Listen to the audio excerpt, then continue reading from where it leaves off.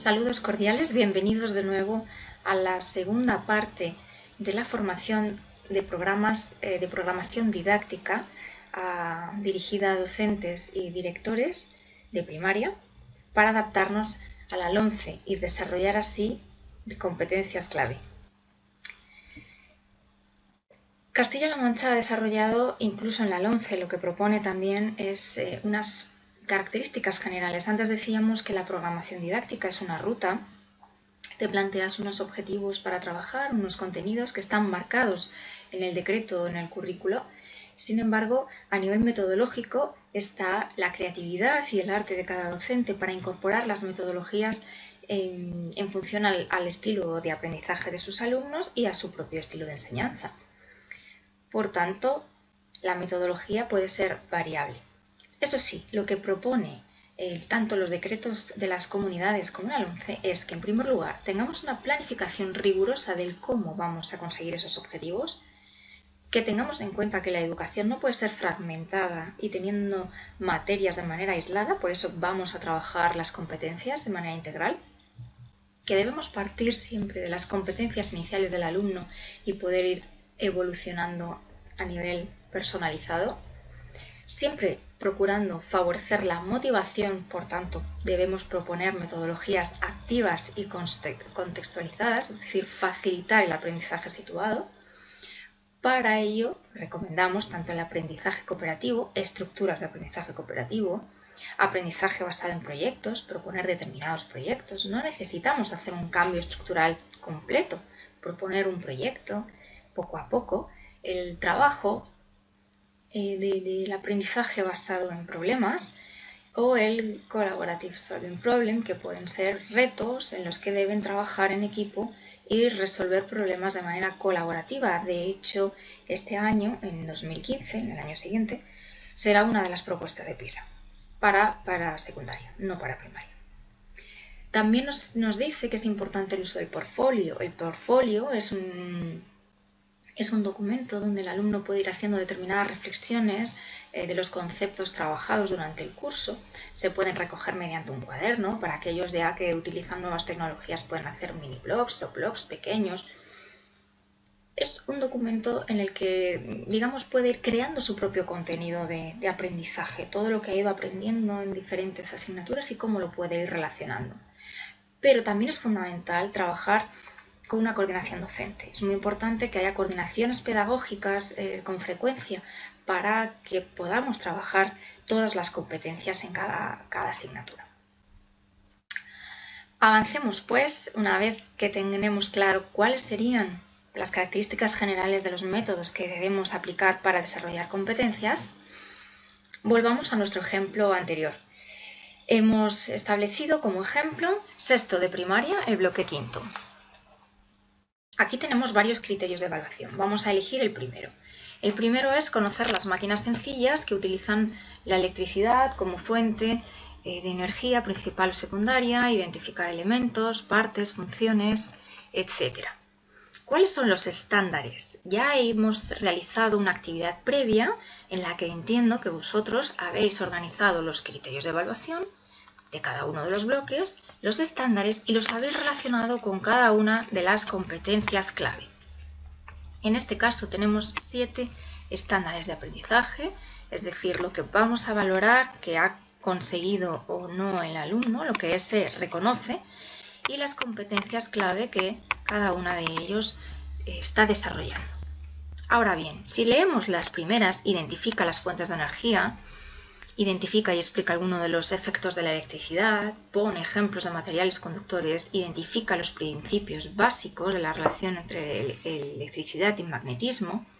Estamos hablando de que podemos introducir una metodología más bien específica en la que la actividad o la técnica que utilicemos puede ser bien expositiva por parte del docente, que explique las fuentes de energía, que explique los efectos de la electricidad, que explique pues, materiales conductores o los principios básicos que rigen entre la electricidad y el magnetismo.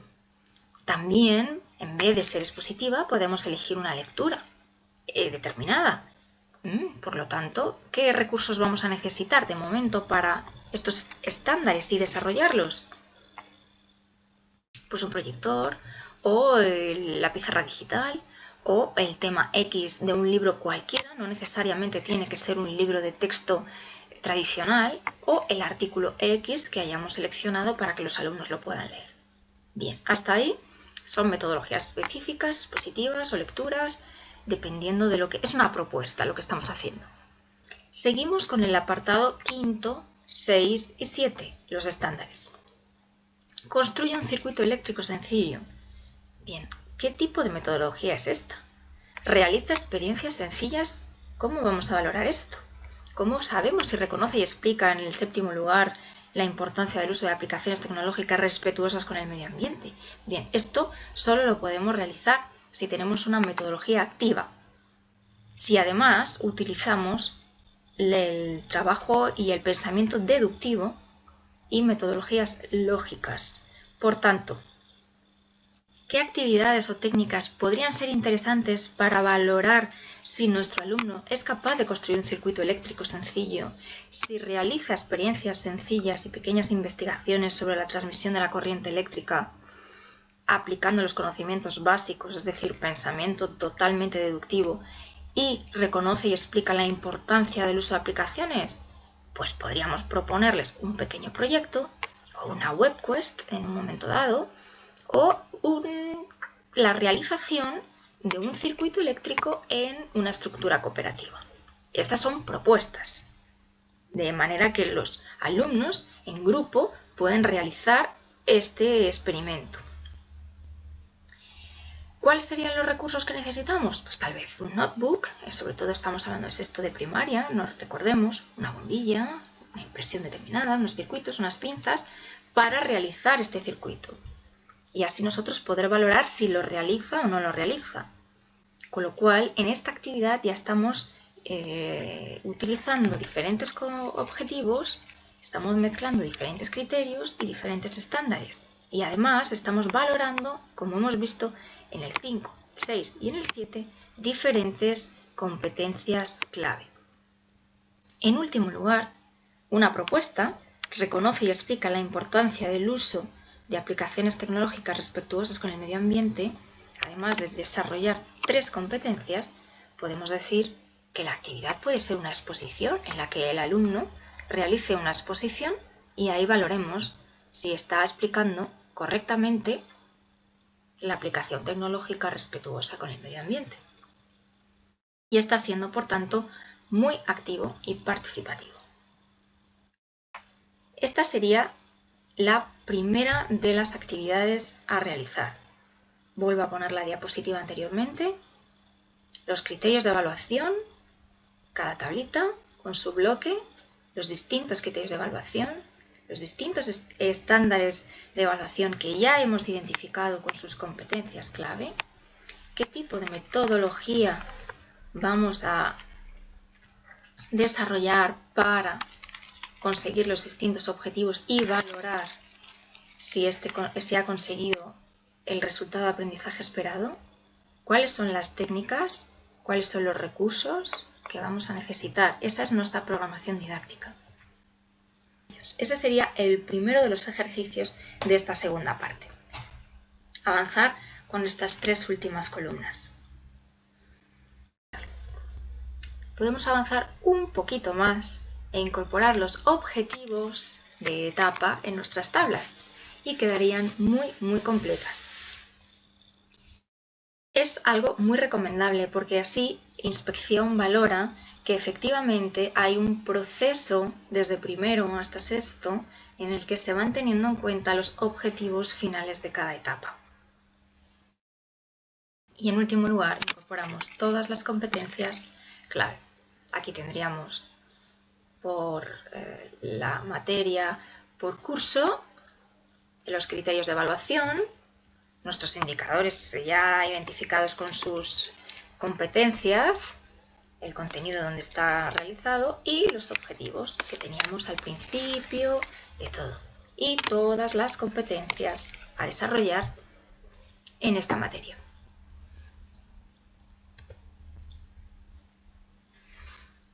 Ahora ya tenemos identificados los criterios, los estándares, las competencias, la metodología. Ahora tenemos que seguir avanzando un poquito y decir cómo vamos a estructurarlo en el tiempo. De septiembre a diciembre, de enero a marzo, de abril a junio. Bien, pensemos en este caso, una vez realizado el ejercicio anterior con vuestro decreto, con vuestra materia, de septiembre a diciembre, ¿cuál es el contenido que voy a trabajar? ¿Cuáles van a ser los criterios educativos que vamos a tener de cada uno de los bloques? No es necesario que utilicemos el bloque 1, bloque 2, bloque 3, 4 y 5 de manera cronológica. Podemos utilizarlo en función de nuestra propuesta metodológica, siempre y cuando durante el curso se desarrollen los contenidos y, por supuesto, tiene que estar de manera coordinada y coherente, que haya un hilo conductor. Si realizamos un proyecto y vemos que el bloque 1 y el bloque 2 y parte del bloque 2 o 3 están algunos incluidos, pues lo trabajamos en septiembre o en diciembre y posteriormente el resto. No es necesario que estén de manera cronológica, solo en función de lo que nosotros propongamos.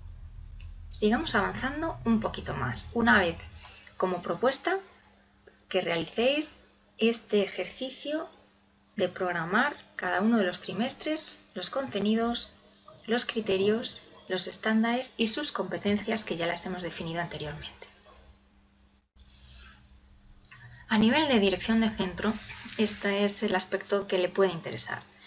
¿Cómo decimos que definimos un perfil competencial por materia? Una vez que tenemos todas las competencias clave definidas en cada uno de los estándares, solamente tenemos que hacerlo al revés. En vez de incorporar los estándares, incorporamos la competencia clave y los estándares asociados por materia. De tal manera que en una misma tabla tenemos identificadas todas las competencias y cada uno de los estándares. Y así podemos ver qué competencias están trabajando mayoritariamente en una materia o cuáles nos hemos olvidado o cuáles le estamos prestando menos atención. Y de esa manera poder hacer un refuerzo mayor.